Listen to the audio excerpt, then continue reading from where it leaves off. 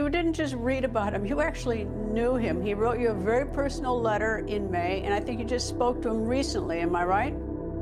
Yeah, yes, he did. You know, he wrote me this letter, I think May 2nd, and he says, one of my greatest joys as a Christian is advocating for Israel and forming alliances to defend Judeo-Christian civilization. That's in a nutshell, Charlie. Then I called him a few weeks ago and I said, so Charlie, why don't you come and visit us? And he said, well, I'm going to, and we were going to fix a date, and that's not going to take place.